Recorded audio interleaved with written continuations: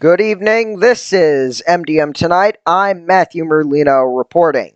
With a stunning victory in Sunday's Foxwoods Resort Casino 301 at New Hampshire Motor Speedway, Eric Almirola sent shockwaves through the NASCAR Cup Series playoff standings. With hard-charging Christopher Bell closing behind him, Almirola crossed the finish line at the 1-mile track, 0.657 seconds ahead of the Joe Gibbs Racing driver to win the third race of his career and give Stewart-Haas Racing its first ostensible playoff berth of the 2021 campaign. After battling Team Penske teammates Brad Keselowski and Ryan Blaney, who waged their own inter-team war shortly after the start of the third stage, Almirola had to hold off Bell to win for the first time this season and for the first time on a track that isn't a super speedway. Almirola entered Sunday's event 27th in the Cup standings. Leaving New Hampshire, he's eligible to compete for the series championship, barring the unlikeliest of circumstances. What a clutch win in the dark for Eric Almirola. Puts himself in the playoffs. Picked a fine time to win the first ever non-super speedway win. He gets it here at New Hampshire. Man, incredible, Eric. Honestly, did you see that performance coming this morning? Honestly, I did. This is by far one of my favorite racetracks. I love coming up to the New England area and racing. I love this racetrack. I had this race won a couple years ago, and I gave it away. I lost it. And I am so glad to win a race here with this race team. God is so good, man. We've been through so much, and I've just stood the test and kept the faith. The team, everybody, they've just been working so hard. Smithfield, Ford, Go Bowling, Pit Boss Grills, everybody, Honey Stinger, Shady Ray Sunglasses. There's been so many people that have just continued to support us through like the crappiest year ever. And man, this feels so good for them. My pit crew did a phenomenal job on pit road. All the guys that work on this car, they just keep fighting. They just keep digging, bringing the best race car they can bring every week. And it is no doubt we have struggled, but guess what? We're going playoff racing. Hey, how about those last 50 laps? Maybe the hardest you've driven in your career because you had to beat Ryan Blaney, Brad Keselowski, and at the end, Christopher Bell.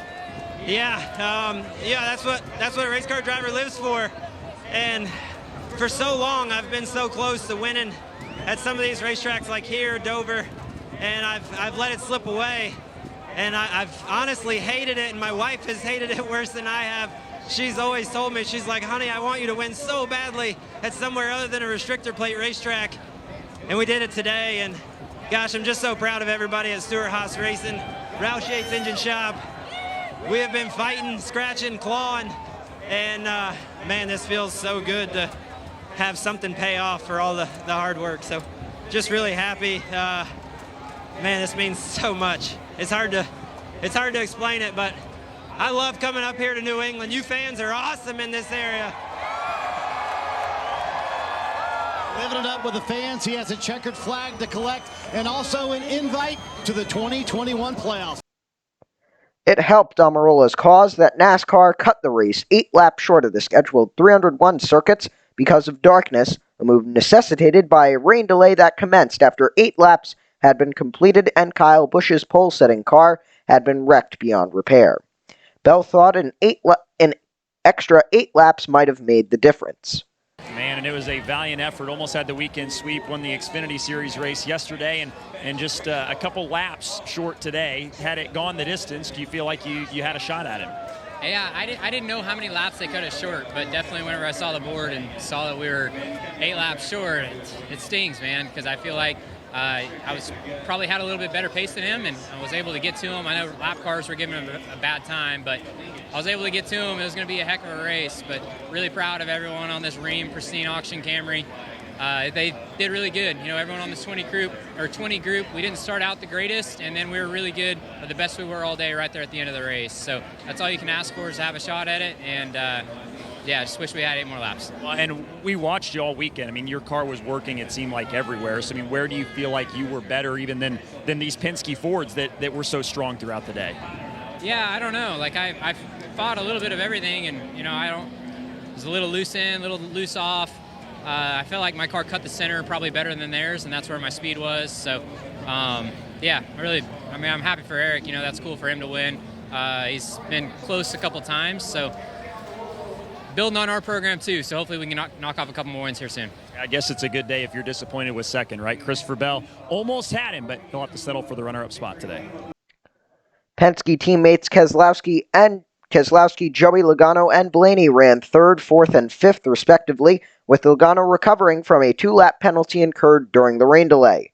Nicked for the 2 circuits when a crewman worked on his car during the red flag period, Logano used 2 free passes under caution to his advantage.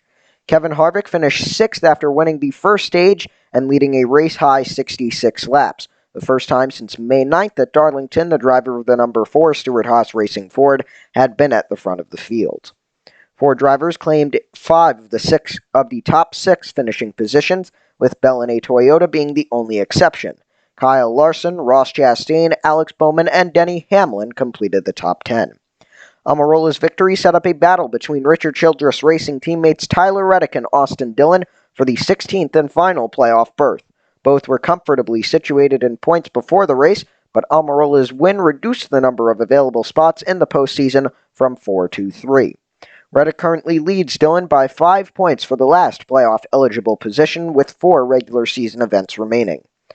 On lap 6, as rain began falling with sudden intensity, frontrunner Kyle Busch spun into the Turn 1 wall, crushing the rear of his number 18 Toyota.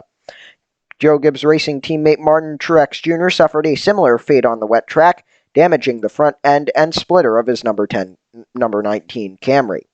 Hamlin spun behind Busch and Truex, making slight contact with the number 48 Chevrolet of Bowman, but Hamlin had more time to react after witnessing the ill fortune of his JGR teammates and escaped major damage. NASCAR officials were surprised at how quickly mist turned to hard rain and rendered the track too treacherous to continue the race. We've been joined up in the booth here by Steve O'Donnell from NASCAR. Thank you for coming up here, Steve, and being able to. You've heard a little bit of what the drivers are saying out there on the racetrack, and you can give us your perspective, NASCAR's perspective, from the booth up here. Yeah, certainly an unfortunate situation of what we just saw, but we can only go by kind of the pre-race discussions we have before the race. Kip Childers, who drives our pace car, constant communication with him before the race starts. Are we good to go? Even the lap before we start and we go green, Kip gave us the all clear to start that race. And then as the race started progressing, right before Kyle got loose in turn 2, obviously on wet track conditions, the communication to us was from the flag stand that we're seeing some mist. In any normal circumstance where we hear that, our next call is to the pace car, which is in turn 1 here. Are you seeing anything on your windshield? Drops started picking up. Kip communicated that. As Tim Berman's about to put out the yellow, we look down and the 18 car is already getting loose. So I've been here a number of years. That's the first time I've seen that in terms of how quickly it came upon us. Certainly mist. We've raced in mist conditions before, but the track got slick, obviously, in a hurry, and it was unfortunate what took place. So, Steve, what do you do now going forward? How do you get with the drivers to communicate to try to make this so it doesn't happen again? Yeah, a lot of times, we'll be on scanners. We're monitoring the scanners during the race as well. If we hear a lot of chatter from the spotters, obviously we take that into consideration as well. So when we go back out, we'll make sure with the pace car, not only hearing from them, but the spotters. You see us do this all the time too. Thumbs up, thumbs down as we're going to go. We'll put that back in place as well. So looking at the rest of today's event, any consideration to the drivers or teams that were involved? I know we're not looking at backup cars like an all-star race, but there's a damaged vehicle clock. We have rules of what parts and pieces are allowed to change. Would there be any consideration to allow these guys to maybe make some other altercations to their car to continue? Yeah, I need to get back over and check with our guy. I know there's some discussions that have been going on, but I'll get back over to race control and see where we're at on that one. Typically when something like this happens, what does NASCAR do the following week? What kind of conversations will you guys have internally about the process and maybe how to streamline it or speed it up? And how will the drivers play a role in that? Oh, they always play a role in it, so we'll be talking to the drivers during the week. And I think, that was our normal process. Obviously, in this time, we had some challenges of what just happened, but the communication from our standpoint was really quick from the flag stand to the pace car. We'll just employ some more things up in the spotter stand and make sure that communication continues in as real time as possible. That's really, I guess, the question I have is, a 1 mile track, we talked about it. We now see Road America or some of these other facilities. We've seen the inspection process change in the garage. I wish I had some ideas to suggest, but is that really what you do now, is just sit down with all of the key partners involved and figure out whatever the best way to kind of move forward to try to fine tune this? Yeah, I think, what's great about our industry right now is the two-way dialogue that we have between the industry and NASCAR. And, anytime we can improve, we're going to do that. So we'll take any feedback we can. Again, we felt like we were making the right call at the time.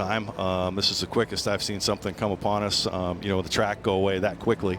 But again, we've got to get that right, and we'll continue to talk about that with. The wreck eliminated Busch from the race in 37th and last place. Truex recovered to finish 12th. Logano suffered corollary damage when debris from the track stuck in the throttle linkage and prevented the throttle from opening fully. Because a crew member began working on the car before the red flag was lifted, Logano incurred the 2-lap penalty. Now let's take a look at the playoff standings after New Hampshire. Only 4 races remain in the regular season because that was race 22 of 26. Kyle Larson's locked in with 4 wins, same for Truex and Bowman, who both have 3 wins. Kyle Busch and Chase Elliott both have 2 wins on the year. Byron, Logano, Blaney, Keselowski, Kurt Busch, Bell, McDowell, and now Eric Almirola all have 1 win and all are locked in, unless by the event that we have 16 or more winners. Denny Hamlin is locked into the playoff standings basically at 283 points. If 283 points above the cut line, I should say. He's currently 14th in the playoff standings, but keep in mind that the regular season champion gets an automatic berth in the playoffs. So in reality, it's regular season champion Denny Hamlin locked in, because no one's really getting him in that position, and then 15 winners. Kevin Harvick is 82 points ahead of the cut line in 17th. He sits 15th in points. Tyler Reddick is 5 points above the cut line in 16th. Austin Dillon, Reddick's teammate, is 5 behind Reddick in 17th. Chris Buescher in 18th is 121 points behind the cut line. Matt DiBenedetto in 19th is 143 points behind the cut line. And Ross Chastain in 20th is 144 points behind the cut line. NASCAR officials said Monday that they were satisfied with a meeting about the next-gen car's crash test findings and that a chassis distribution would begin later this week. NASCAR competition officials met with an independent panel of experts in the biomechanics and safety field last week. The panel had been established for a full review of data and findings from last month's crash test of the new model, set to debut in the 2022 Cup Series. The positive nature of the meeting cleared the way for the initial chassis distribution to teams, scheduled to begin at the end of the week, according to Monday's memo. Technique Chassis LLC of Concord, North Carolina, is the vendor for the next-gen chassis. And that's the news for this Monday, July 19th, 2021. For all of us at MDM Racing, all around the racing world, I'm Matthew Merlino saying good night.